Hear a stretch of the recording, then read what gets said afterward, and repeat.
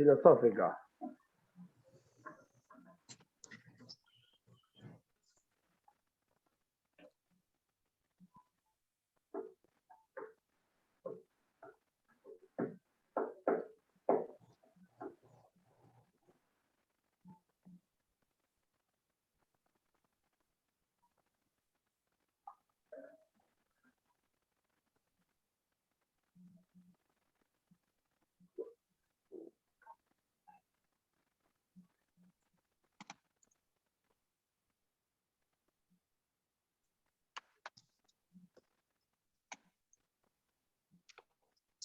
Saludos, feliz tarde para todos. Muchísimas gracias por acompañarnos en la primera edición de este seminario, el Seminario por los Derechos de la Infancia.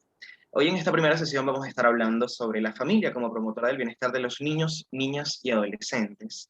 Cabe destacar que esta será la primera de 3 sesiones, la próxima a realizarse el viernes 19 de noviembre y la última el sábado 20 de noviembre, donde estaremos tocando distintos temas sobre los derechos de la infancia a propósito del Día Mundial del Niño, el cual se celebra cada 20 de noviembre para celebrar la declaración de la Convención de los Derechos de los Niños, Niñas y Adolescentes, de manera que esta fue una iniciativa impulsada por las Naciones Unidas para entender la importancia de los derechos de los más pequeños y por qué esto debe ser un tema de conversación, ya que empezando por allí estamos hablando de los derechos de los adultos y adultas del mañana.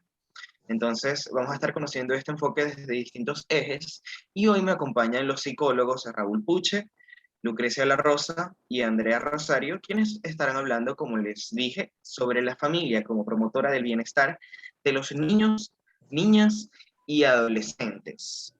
Un tema súper importante e interesante, ya que este viene siendo el primer contacto que ellos tienen con su entorno. Entonces, estos psicólogos nos van a estar dando sus perspectivas al respecto. Sí se escucha, ¿verdad? Perfecto, Jorge, por acá.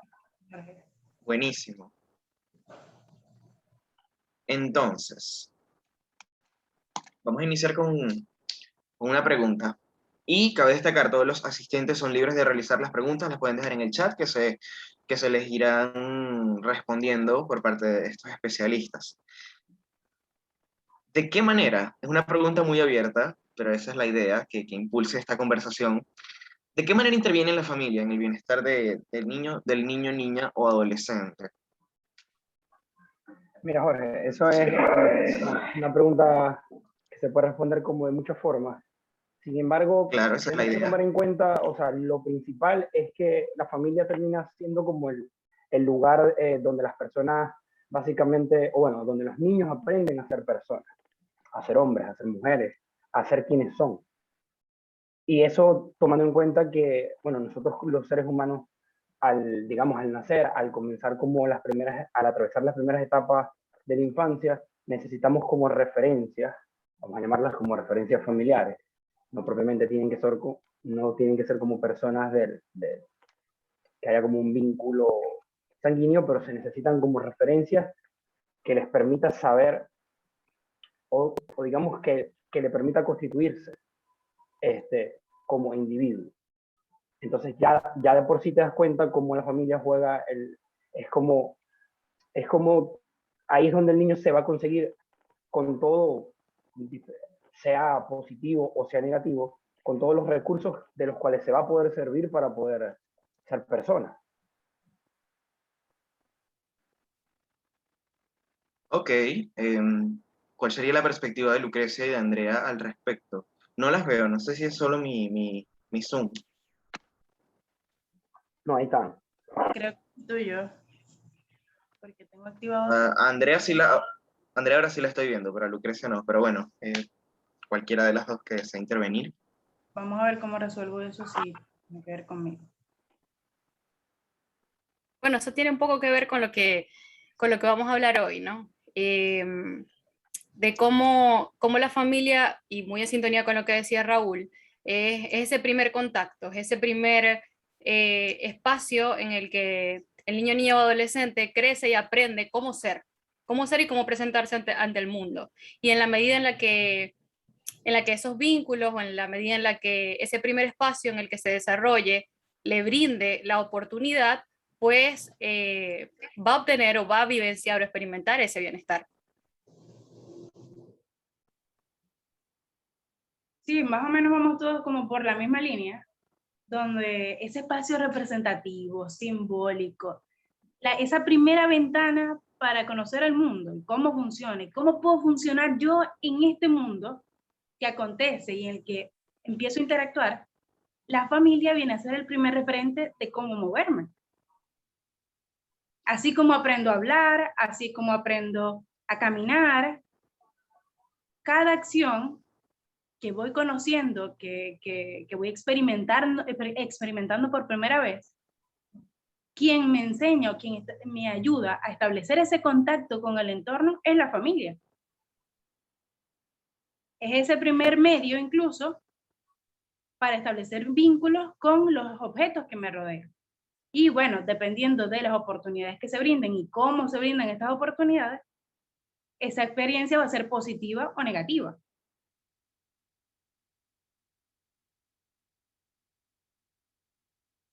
Y bueno, hay muchas tela que Claro. cortar, porque no toda la familia funciona. Pues sí, pero ya eso es un tema bastante extenso, digno de todo un seminario. Ya que tengo la diapositiva, ya la puedo proyectar. ¿Aló?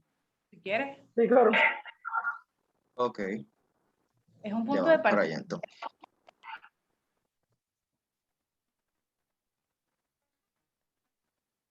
¿Saben? Se ve perfecto.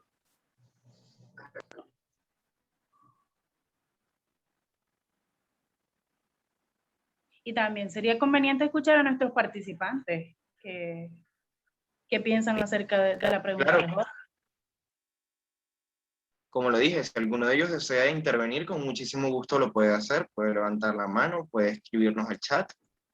Es una conversación. Si quieren profundizar algo al respecto.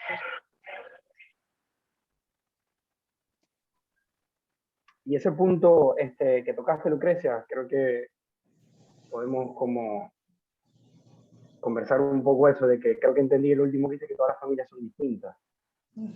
Y creo que eso es algo fundamental, sobre todo ahorita a ver, que tenemos como dos caras. Estamos en un país que está atravesando como una emergencia humanitaria compleja y eso ha tenido como consecuencias en, en las familias directas, ya sea por migración, ya sea por migración forzada, ya sea por niños, niñas y adolescentes separados, o porque quizás no están papá y mamá, pero están abuelos, están tíos, están primos, están como, incluso a veces, bueno, retomando un poco lo de antes, a veces no se necesita como el vínculo sanguíneo como, para ser familia, para un niño, niña o adolescente, pero todo esto tiene como una implicación bastante directa en la familia porque te coloca en un escenario donde, bueno, ya las familias quizás no son como la imagen de familia tradicional a la que quizás estemos acostumbrados o a la que quizás, o la que nos enseñan.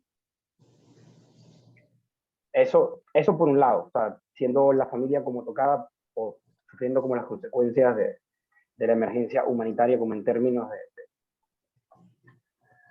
de estructura. Pero si nos vamos más allá, ahorita estamos como en una época donde las familias pueden ser mamá y mamá, papá y papá, donde a veces puede estar solamente papá o donde puede estar solamente mamá.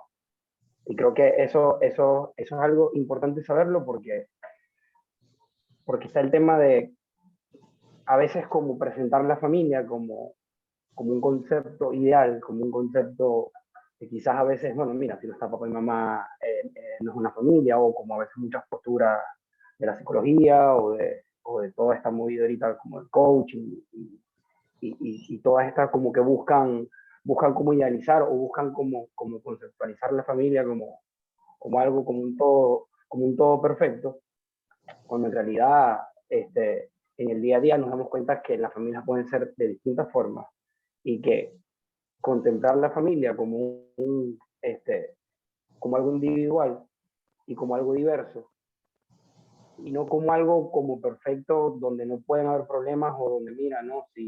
O donde no puede faltar algún miembro porque entonces no es familia o o todo esto, creo que ahorita estamos evidenciando cómo la familia es mucho más distinta, o es mucho más diversa a lo que podemos tener o a lo que podemos concebir como familia tradicional o como lo que podría ser una familia ideal.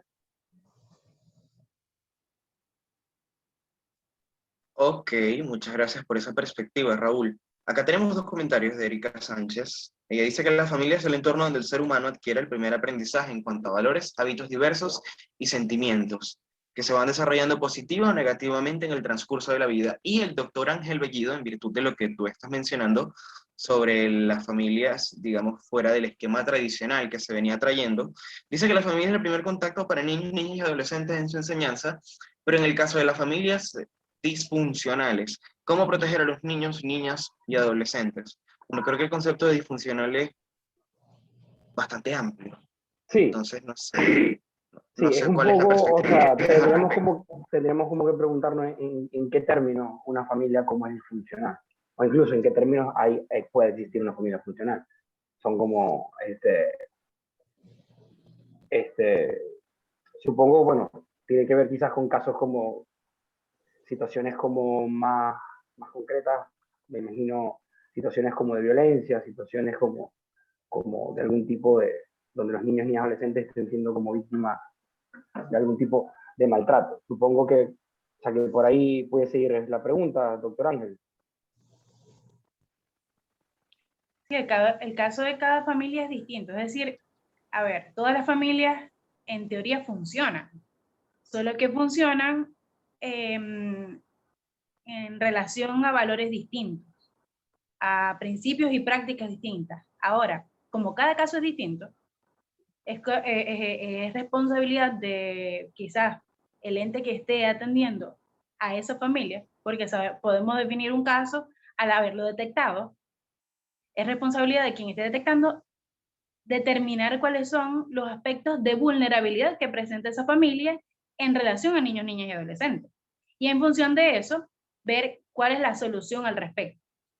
Si hay un caso de maltrato donde no hay posibilidad de reeducar, de sensibilizar, de corregir las prácticas vinculadas a la violencia, evidentemente necesitamos buscar esa red de apoyo con la que cuenta el niño, niña y adolescente para buscar la manera de cambiarlo de entorno a un espacio más seguro. Ahora, si nosotros tenemos la posibilidad de establecer un programa de capacitación, una sensibilización de esos padres que no conocen quizás una forma alternativa o una práctica alternativa a la violencia, ahí podríamos hacer un trabajo. Porque también tenemos un factor cultural. Tradicionalmente nosotros estábamos acostumbrados a ver o a normalizar la familia que ejerce violencia como forma de correctivo, aunque esté tipificado en la ley como un delito. Entonces, quizás ese proceso de identificar ese elemento como generador de un malestar en el niño, niña y adolescente, nos toca a nosotros el paso, que de hecho Rehabilitarte lo hace a través de programas como el que yo participo, de capacitaciones en crianza positiva, en crianzas positivas. Porque no hay una sola forma de funcionar bien, sino que cada familia, en el marco de su dinámica y su sistema, va encontrando las formas de funcionar utilizando alternativas al sistema de crianza tradicional que trabajaba en función del miedo, de la violencia.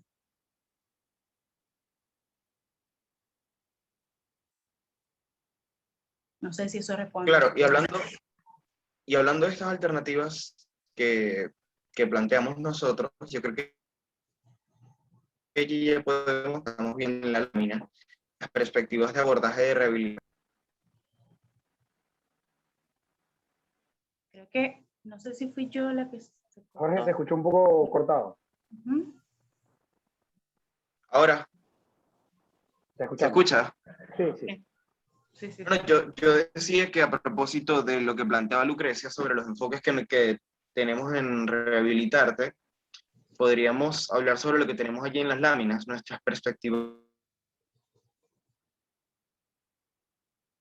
de abordaje. ¿Se escuchó? Más o menos. Ok. Lo voy a escribir entonces.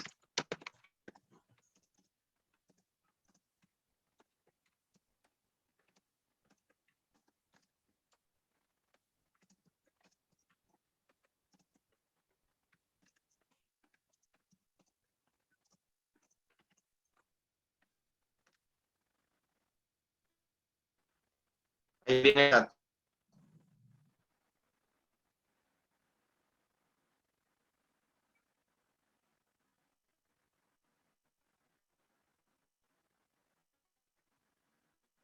Sí, yo creo que podría empezar Raúl. La Perfecto.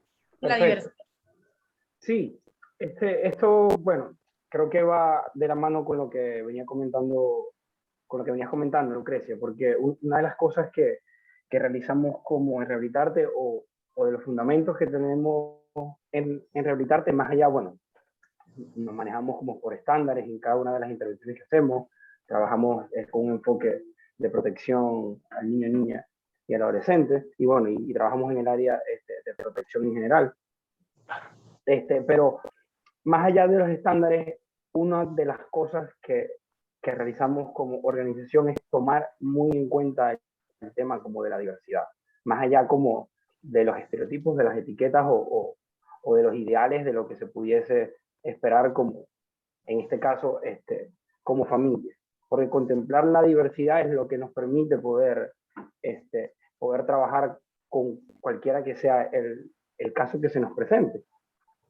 Porque como bien lo decía, bueno, preguntarse qué es una familia disfuncional o qué vendría siendo una familia funcional ahorita, una época donde creo que donde se intenta enmarcar como la realidad en, en ideales, sobre todo a través de las redes sociales, como de los medios de comunicación, se intenta como delimitar una realidad como muy perfecta o de definir todo, de conceptualizar todo de una manera como muy absoluta, por lo menos en el caso de la familia, que es algo tan particular y tan subjetivo, que es el sitio donde todos, de una u otra manera, aprendemos a ser personas, a ser lo que somos actualmente.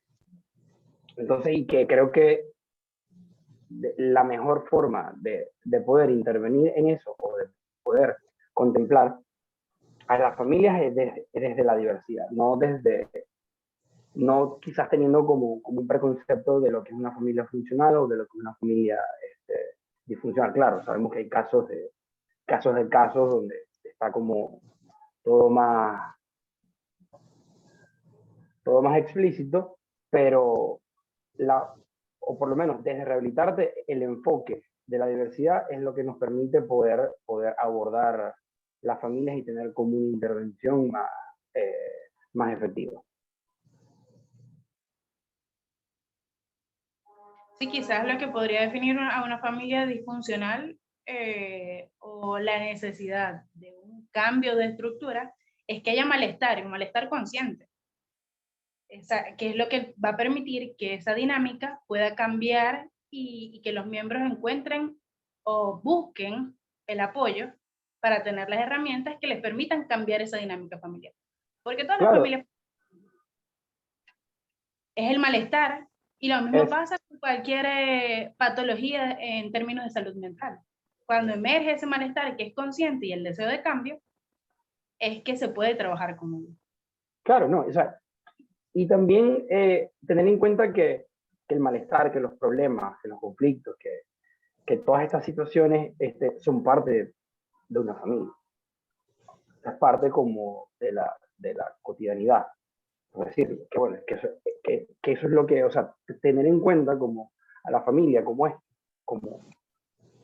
un lugar donde también pueden haber problemas, donde se pueden presentar conflictos, donde se pueden, o sea, dar todo tipo de situación, porque al final está conformada por seres humanos y los seres humanos somos así, no podemos estar felices como 24/7, los 365 días del año, al no contemplarla, o sea, al no como encerrarnos como en ese ideal, lo que debería ser, creo que aborda eso perfectamente, que es el malestar, el malestar que a ver que siempre se va a presentar, en unos casos más, en otros casos menos, pero que esa dinámica está presente, se da y que eso es natural, que eso es humano, que eso también es parte como de las dinámicas familiares. Quizás lo que podríamos abordar es abordar y hacer consciente, y hablo de nosotros en cada núcleo propio familiar, son los recursos que tenemos para afrontar esos problemas, que siempre van a estar. Entonces, a ver, ¿cómo están funcionando nuestros recursos para afrontar estos problemas? Y si creemos que son suficientes para poder dar respuesta. Si creemos que son suficientes y estamos tranquilos con ellos, así funcionamos. Sin embargo, si nosotros creemos que podríamos funcionar de manera distinta, bueno, hay herramientas. Y muchas veces hay gente que está prestando el servicio, como el caso de nosotros, de dar las herramientas.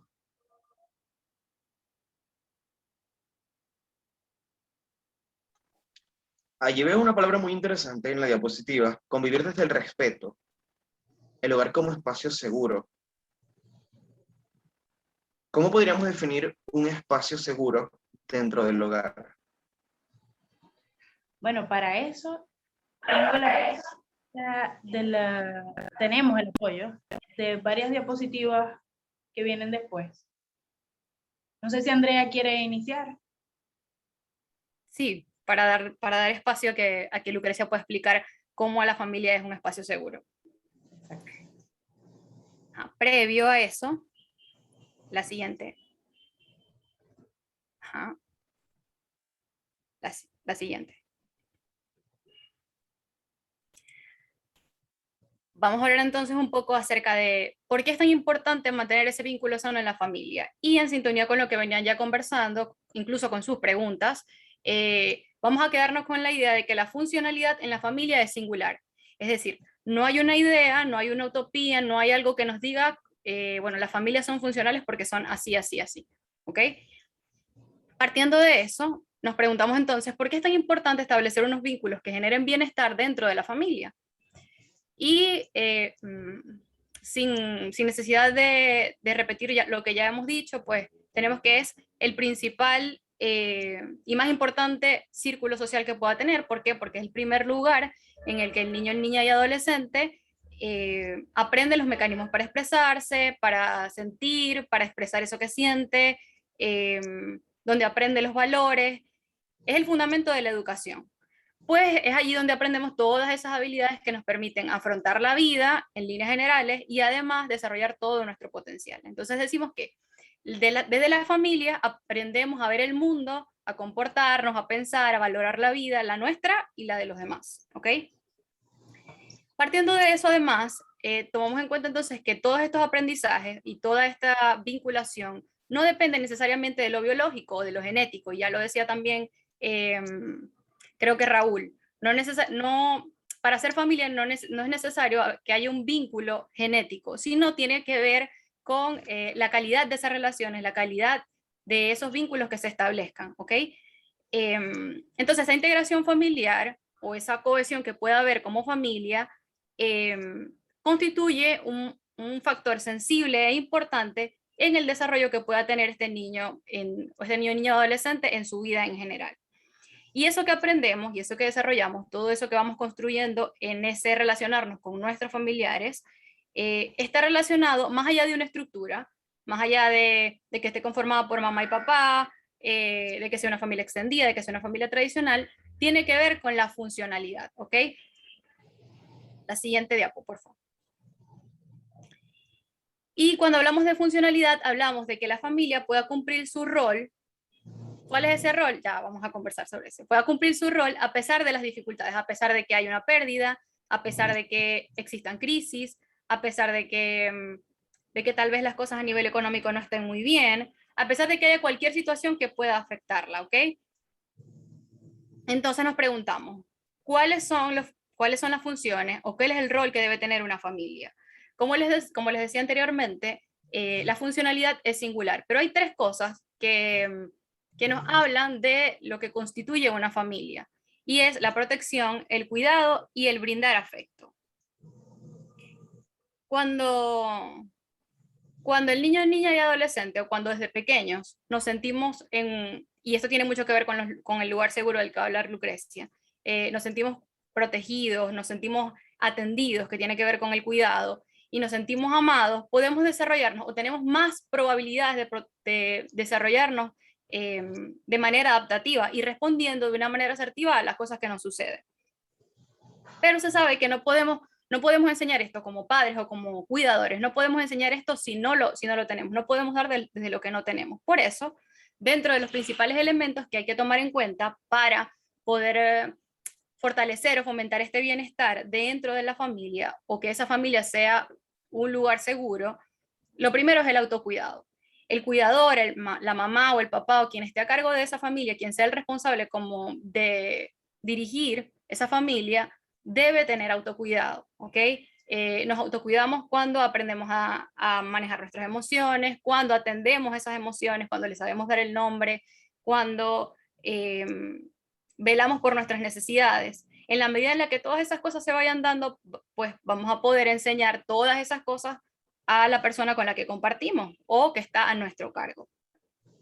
El segundo aspecto más importante es promover la comunicación, y esa es la base. A veces estamos tan inmersos en la dinámica de la vida diaria, en lo exigente y en lo demandante que es nuestro trabajo y los quehaceres, que se nos olvida fomentar estos espacios en el que yo pueda compartir con el resto de los integrantes de mi familia cómo me estoy sintiendo, cómo se están sintiendo. Puede ir desde una conversación tan trivial que hable acerca de cómo me fue en el día, hasta, saber qué es lo que le gusta, qué es lo que no le gusta, cuáles son sus proyectos, qué quiere hacer esa persona para alcanzar esos proyectos.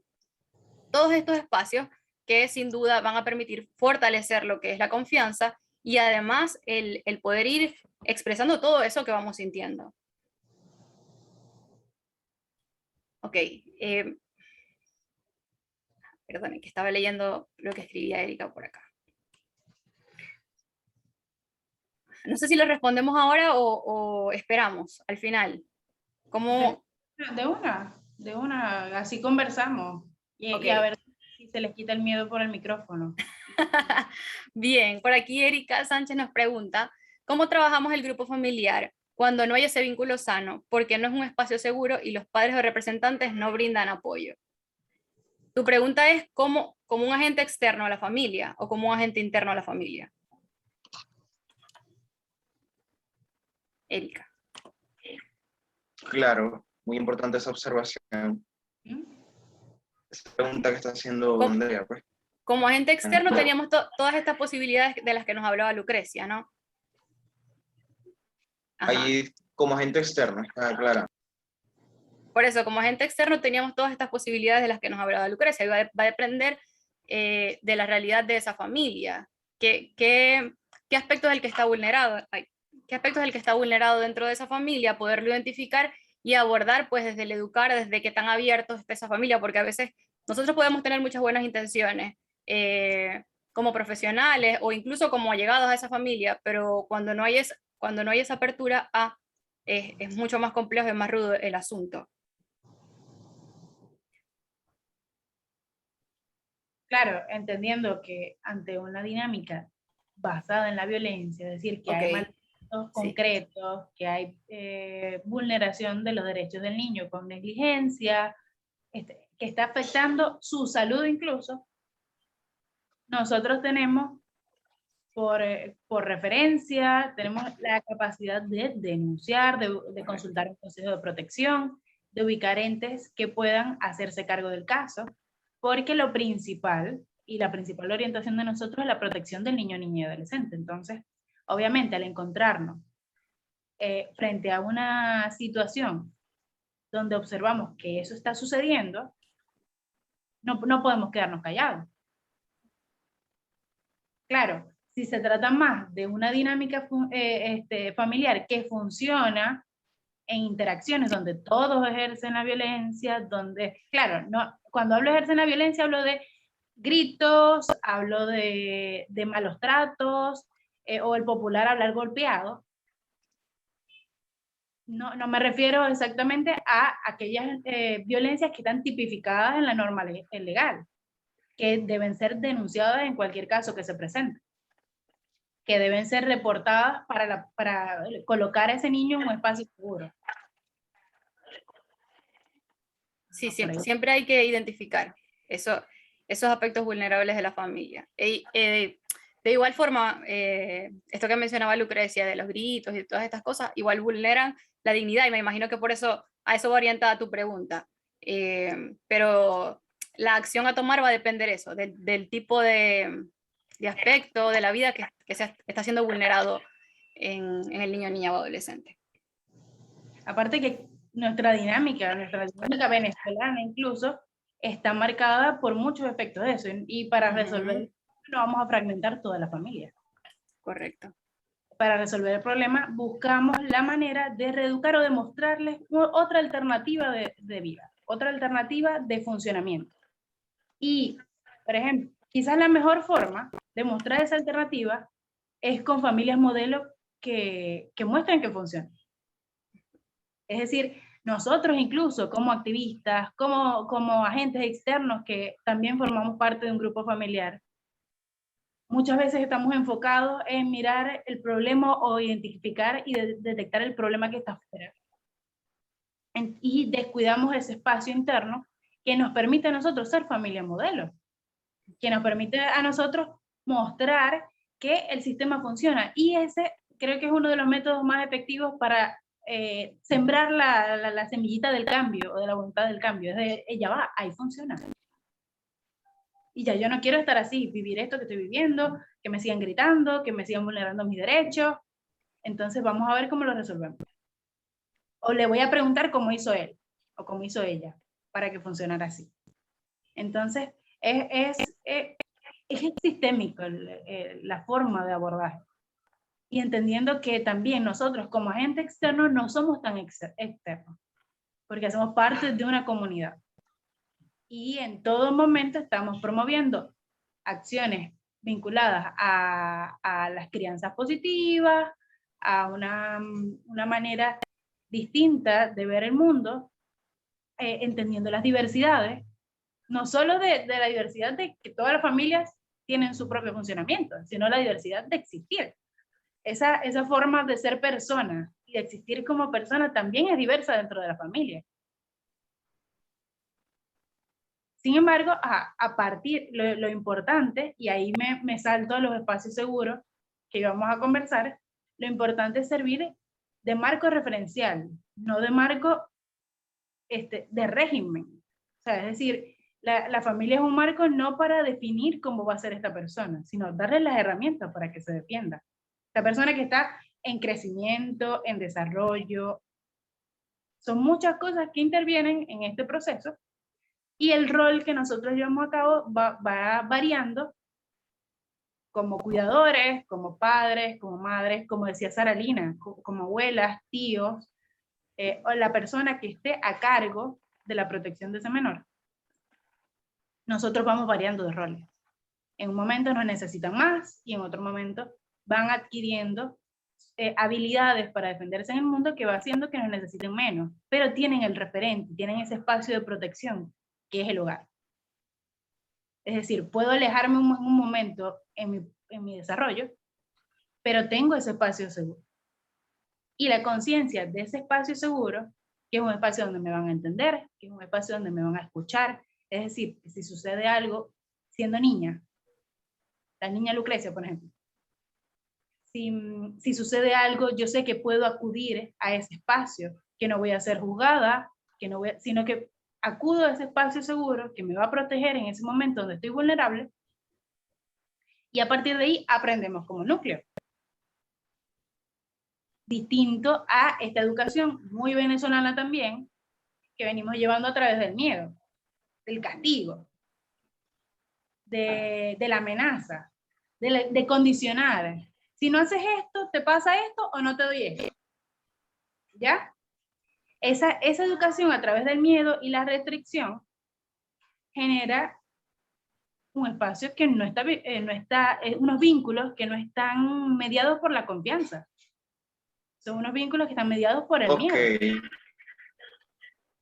ok, disculpa que te ataje, Lucrecia. Allí ya, dando un ejemplo de, digamos, lo que no se debería hacer, ¿qué se podría hacer en su lugar? Bueno, ahí sí nos pasa entonces a las otras diapositivas. Ah, casualidad.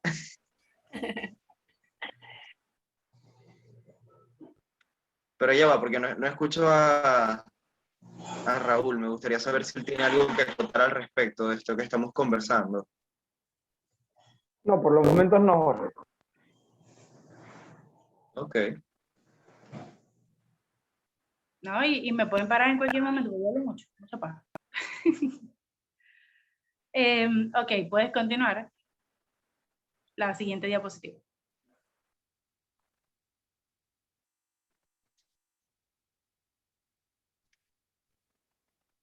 Esta.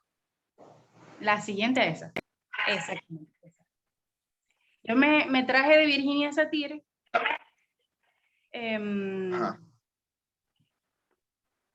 Ok, yo me traje de Virginia Satir esta cita que dice: las relaciones son los eslabones vivos que unen a los miembros de una familia. Al explorar las distintas partes de estas relaciones, podrán alcanzar un mayor entendimiento del sistema en el que viven hoy. Ok, aquí conectando con Andrea, el autocuidado, la autoobservación son muy importantes. Es decir, nosotros no podemos evaluar nuestro sistema hoy si no hacemos un trabajo de observación sobre la dinámica, sobre cómo resolvemos esos problemas que planteaba Raúl. Ok, se presenta un reto para la familia, todos en su rol. ¿Qué estrategia genera cada uno? O vemos, sí, las resolvemos por separado. Unos se aíslan, otros se cargan todo el peso de la responsabilidad del problema en sí. Entonces, empezamos a tratarnos con violencia si estamos bajo presión. O nos apoyamos en ese caso.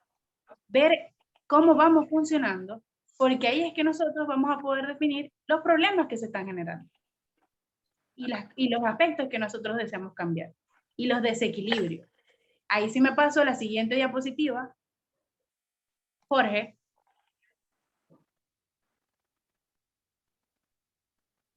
Si puedes. Ok, perfecto. Y son esas observaciones de esos problemas las que nos van a permitir definir cómo está nuestra balanza de la comunicación, que es algo representativo que coloqué ahí, que se miden en interacciones de amabilidad y de firmeza, hablando como firmeza sobre límites, sobre normas, sobre establecer autoridades, que este equilibrio nos va a permitir mantener un respeto mutuo, que es la base de cualquier interacción basada en crianzas positivas e interacciones positivas. Y este respeto mutuo tiene unas características que pueden ver al lado de esta balanza, donde la palabra, hay algo que nosotros trabajamos mucho en comunidades, y es el cambiar la palabra obediencia por cooperación. A ver, parece mentira, pero todos los papás, cuidadores, mamás, abuelas, sentimos que el deber del niño es obedecer. O sea, todo su deber en la infancia y en la adolescencia es obedecer al mandato de papá y mamá. Entonces, ¿dónde está centrada la dinámica familiar? En los adultos. ¿Y qué pasa cuando está centrada en los adultos? Bueno, la única manera de frenar ese proceso de empezar a tomar decisiones que tiene todo ser humano a partir de los 2 años, de crecimiento, de expansión que tiene todo ser humano, para mantener esa obediencia, es a través del miedo. Es a través de una autoridad que no tiene nada de liderazgo, más bien. Ok. entendiendo este cambio de obediencia a cooperación, me gustaría llevar estos conceptos a ejemplos de la dinámica cotidiana, de manera que los asistentes lo entiendan un poco más.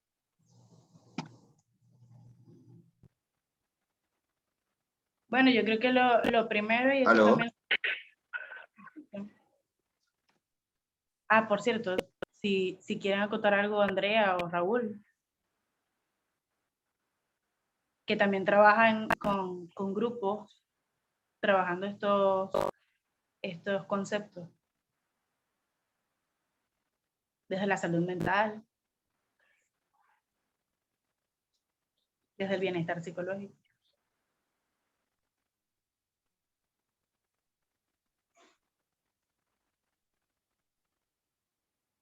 Escuchamos primero también a los mensajes que envían. Ok.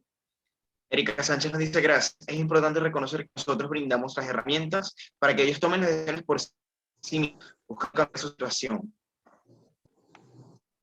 Claro, y la mejor manera es ser modelo de interacción y resolución de problemas de manera positiva.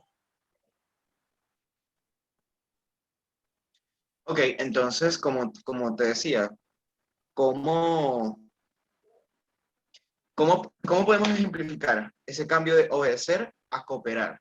Vamos a llevarlo a un ejemplo de la vida cotidiana, de la dinámica cotidiana con los niños, niñas y adolescentes. Eso se puede trabajar. Bueno, ¿alguien iba a decir algo y el micrófono? Ok. Eso se puede trabajar con las responsabilidades en casa. Eso se puede trabajar tienes que limpiar, tienes que hacer tu tarea. En lugar de enviar o mandar a hacer o estar encima, como que tienes que hacerlo, tienes que sentarte bien cuando vas a comer, y se le pide a un niño de 2 años que se siente bien cuando va a comer. Ya va. Cuando nosotros entendemos su proceso evolutivo, sabemos que como está conociendo el mundo, no va a hacerlo. Entonces, generamos espacios de juego, generamos espacios de inclusión en las dinámicas del hogar, en la cocina, cuando estamos cocinando, en la toma de decisiones. ¿Qué pasa cuando qué elementos positivos suceden cuando incluimos al niño y adolescente que ya está en capacidad de comunicar sus emociones, sus percepciones?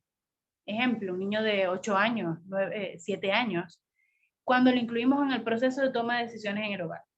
¿A dónde vamos a ir a comer? ¿A dónde vamos a ir a tener nuestro momento en familia? ¿O qué es lo que vamos a hacer esta semana para reunirnos? ¿O cómo vamos a resolver la ida al colegio?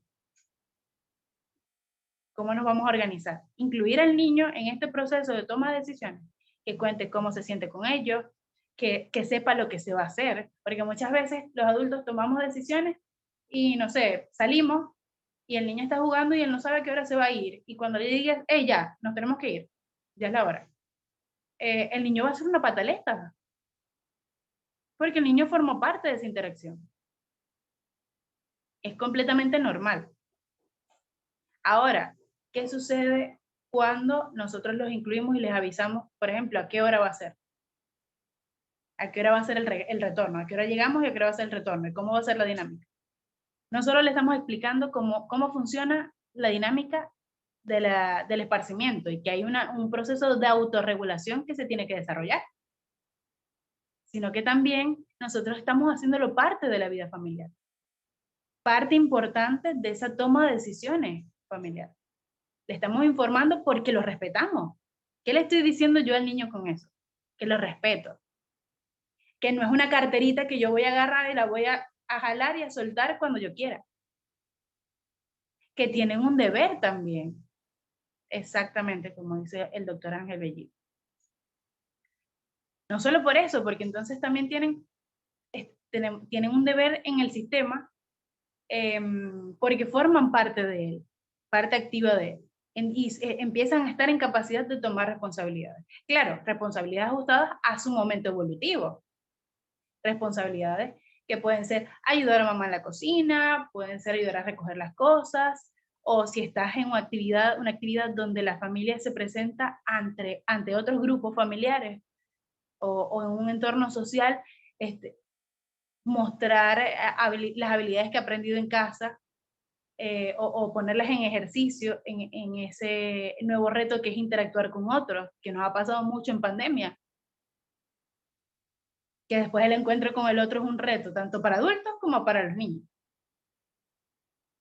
Entonces, cuando nosotros lo hacemos parte de esa toma de decisiones y le vamos permitiendo ese espacio, que era lo que aparecía también en las diapositivas, darle esas oportunidades. Si nosotros generamos esas oportunidades en casa para desarrollar ese proceso de toma de decisiones, ese proceso de decidir cómo quiero las cosas, cómo quiero ser, qué me quiero poner incluso. Eso es un ejercicio muy sencillo. A veces nosotros como, no, te vas a poner esto porque lo otro no combina.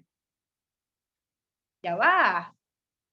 En ese ejercicio de la diversidad, incluso dentro de casa, él está decidiendo cómo quiere verse y probablemente cambie. Pero si nosotros no le damos el espacio para experimentar ese proceso, él no va a creer que tiene ese espacio en el mundo. Es decir, ya ahí, con una simple acción como esa, de dejarle elegir qué se va a poner, nosotros estamos construyendo a una persona que está aceptando su diversidad y sus cambios. Y que puede conocer su mundo y conocerse a sí mismo en esa interacción sin ningún problema. A muchos nos ha pasado que teniendo esas restricciones, luego cuando vamos a cambiar algo de nosotros, o a estar en un entorno nuevo, nos asustamos. Adultos sentimos miedo irracional incluso a veces. Y viene de esa restricción primaria. Viene de esas limitaciones primarias. O en el tipo del regaño, eso lo trabajamos mucho en comunidades. El regañar mirando desde arriba al niño. Y entonces después nos encontramos con adultos que se sienten chiquiticos en todo espacio, laboral, social, y relacional, y que no tenemos, quizás no contamos con las herramientas para defendernos en un espacio donde se están vulnerando nuestros derechos. Porque nunca aprendimos que nosotros podemos exigir ser tratados con respeto en todo espacio que se presente. Así se presente una figura de poder. Nosotros les empezamos a enseñar esa relación con las figuras de poder a través de esta dinámica familiar, de estas pequeñas acciones, como comunicarse cara a cara. Si el niño es pequeño, agacharnos y mirarlo a la cara y decirle, ok, vamos a corregir esto, o bueno, si tú quieres hacer esto, las posibilidades son estas, y les presentamos opciones. Entonces ya ellos, dentro del marco de opciones que nosotros definimos dentro de su seguridad, ellos pueden elegir, porque le estamos presentando varias alternativas y ya ellos tienen la oportunidad de elegir. Y sigue estando dentro del marco que nosotros manejamos para su seguridad. No le vamos a dar opciones que atenten contra su seguridad.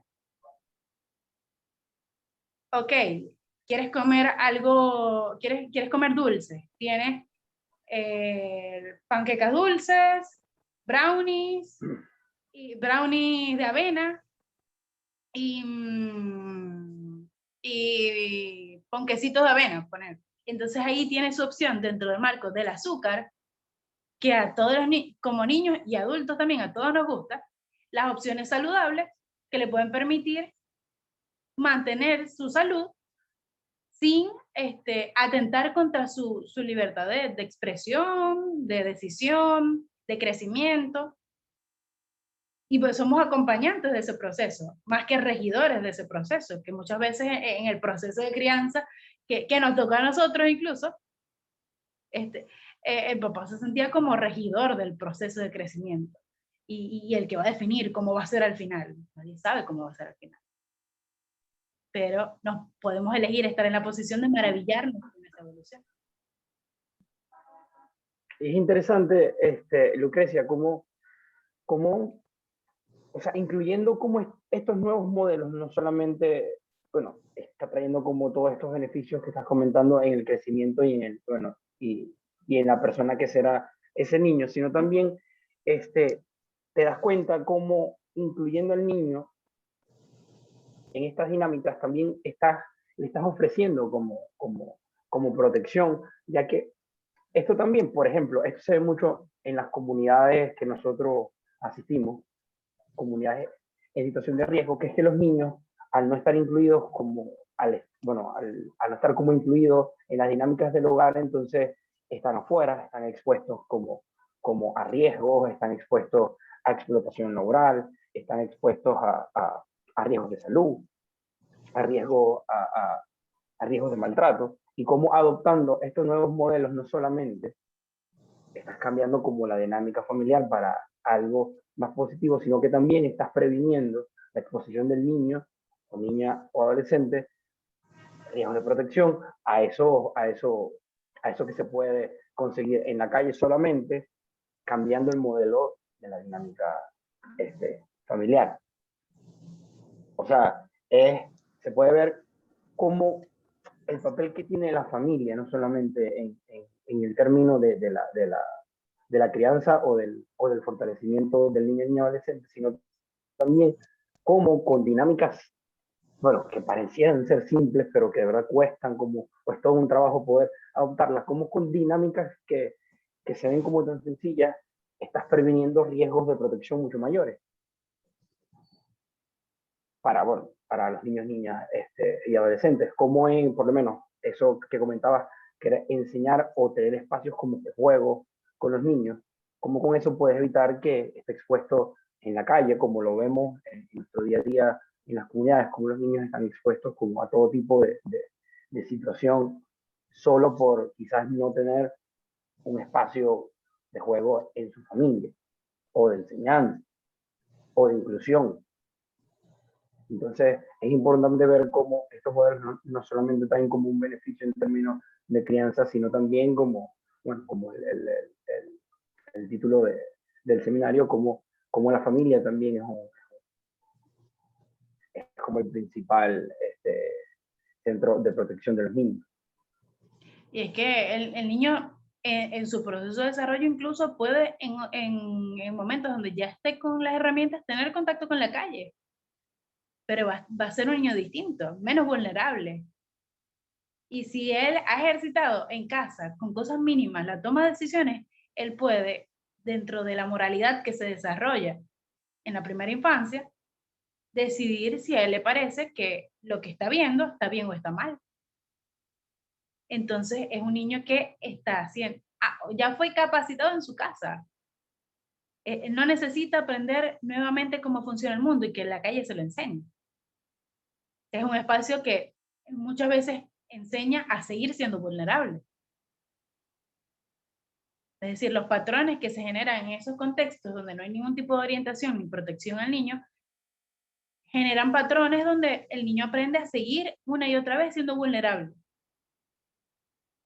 Y bueno, perdiendo muchas veces esa concentración, ese crecimiento que le permite jugar, que le permite soñar, porque tiene que estar pendiente de otras cosas estando a la defensiva. Actuando como un adulto que está en peligro. Entonces nos encontramos con niños ansiosos, con niños extremadamente agresivos, o que presentan esas conductas de agresividad que evidentemente son aprendidas, porque a ese nivel un niño no tendría que estar desarrollando esa forma agresiva de comunicación incluso. Y nosotros lo podemos evitar.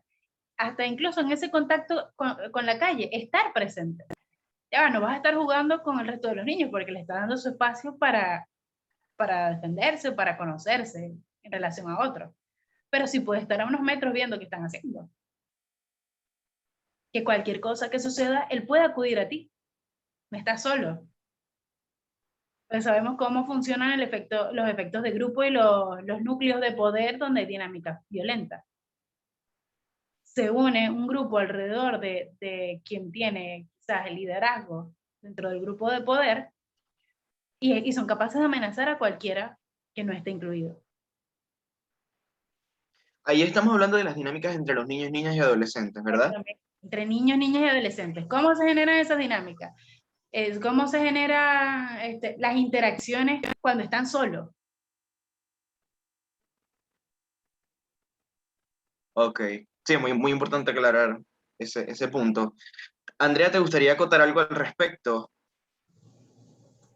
Sí, bueno, por aquí estaba diciendo Sheila que es muy importante utilizar estrategias dentro del hogar para aportar a su personalidad. Y es de eso que veníamos hablando, de que ese espacio sea un espacio para ser libres, para ser verdaderamente quien ellos son. Y que en la medida en la que vayamos utilizando todas estas estrategias maravillosas que nos comentaba Lucrecia, vamos a fomentar en el niño esa sensación de pertenencia, esa sensación de seguridad, esa sensación de un lugar donde puedo estar protegido, que me va a permitir, también como decía Raúl, prevenir que el niño, niña y adolescente se vincule de manera riesgosa con cosas que suceden en el día a día, porque ahorita hay tantas realidades, tantas cosas a las que estamos expuestos, que en la medida en la que se fomenten esos espacios, yo no le llamaría de discusión, sino como de compartir esos saberes, de compartir eso que yo creo, que yo quiero, o en este caso que el niño quiere, que el niño cree, y poderle enseñar o modelar,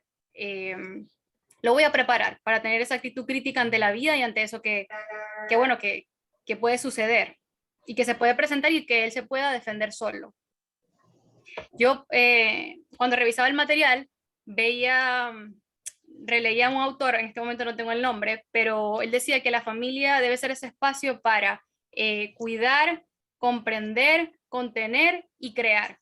Es decir, mucho más allá de, pues, de atenderle, de escucharle y de hacerlo sentir amado, pues que ese espacio le permita crecer y desarrollarse, pues, en su individualidad, partiendo pues de todas esas enseñanzas que puede dar la familia, pero entendiendo que es un ser diferente. Claro, muchísimas gracias por esos aportes. Creo que ya podríamos ir cerrando. Vamos a ver si tienen alguna pregunta el público presente que está acá.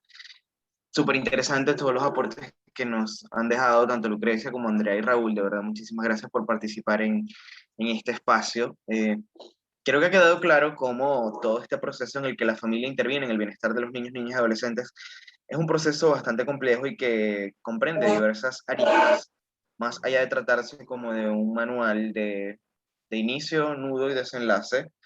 Es todo un proceso bastante dinámico que depende de cada núcleo, pero sin embargo hay ciertos digamos, lineamientos que se pueden tomar en cuenta para tener una dinámica que garantice los derechos de los niños, niñas y adolescentes. ¿Tienen alguna pregunta? Alguna de las personas que está acá participando pueden hacerla por micrófono, pueden escribirla por el chat, pueden consultar cualquier duda, es su momento.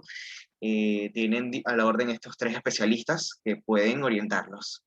Por acá el doctor Ángel Bellido nos dice: felicidades, excelente oportunidad de conocer las herramientas. Nos llevan a hacer a los niños, niñas y adolescentes menos vulnerables. Muchísimas gracias por esa apreciación. Y bueno, me gustaría que cada uno de unas palabras así para cerrar, como una frase así cortita en la que resuman esta idea de cómo la familia puede ser el núcleo, o el principal promotor de bienestar de los niños, niñas y adolescentes. La pregunta, ¿cómo? ¿Cómo se da esta dinámica? ¿Cómo se puede dar o lograr? No fue Andrea, mientras regresa.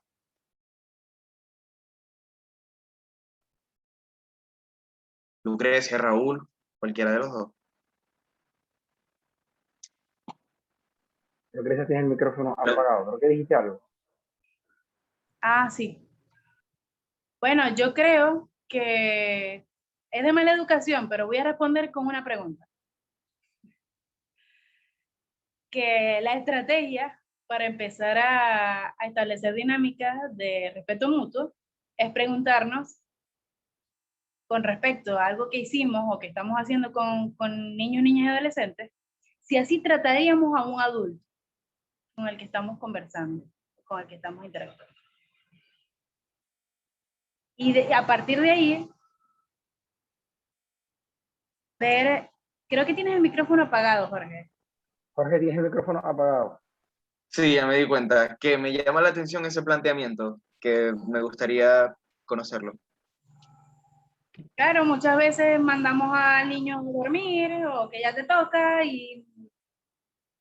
o mandamos al niño a hacer cualquier cosa o lo tratamos mandándolo a hacer, mandando a hacer o hacer eh, con respecto a cualquier paradigma que nosotros tenemos. Por ejemplo, a un adulto se le cae un vaso de agua en una reunión. Tú lo que haces es sonreír, decirle no hay problema, ya lo recojo, ¿verdad? Se le cae a tu hijo, ¿qué haces? No, ¿cómo va a ser? Que siempre con lo amigo lo mismo, no te voy a dar ningún vaso porque lo vas a partir.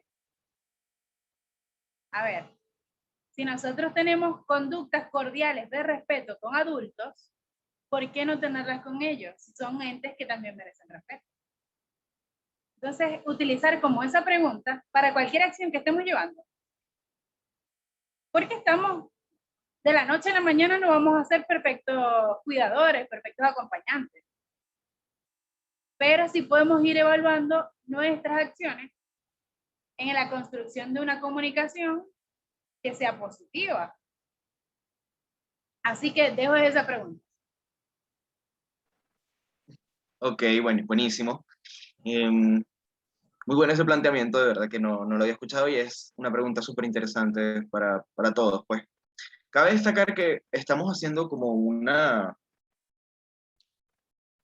estamos revisando cómo la familia interviene en el bienestar de los niños, niñas y adolescentes, y es parte de esta reflexión. No es que se trata de un manual de la familia perfecta ni nada por el estilo, porque sabemos que ningún niño viene con un manual, o niño o niña no vienen con un manual, entonces es un constante proceso de aprendizaje, así que acá no estamos señalando a nadie, dejando eso claro. Y bueno, Raúl, para cerrar. Creo que eso es bueno que lo señales, Jorge, porque creo que no hay manual para, bueno, ni para ser padre, para los que lo han sido, o para los que lo piensan ser, ni para ser madre, y bueno, creo que tampoco hay un manual para ser niña. Y creo que partir como de la premisa que la familia es lo primero que uno se encuentra y es lo primero que te enseña a hacer con la vida. Creo que partir de esa premisa es lo que nos podría, de la mano con la pregunta de Lucrecia, es lo que nos podría, o sea, cuestionarnos un poco, partiendo de, bueno, esto es es lo primero que se va a encontrar, esto es lo que le va a enseñar a su manera, claro, porque también no siempre lo que enseñemos, también hay que tomar en cuenta lo que va a entender el niño. Y bueno, y las decisiones que irá tomando, pero va a ser lo primero que se va a conseguir. Va a ser lo primero que se va a conseguir y va a ser como las primeras referencias que va a tener para ser persona.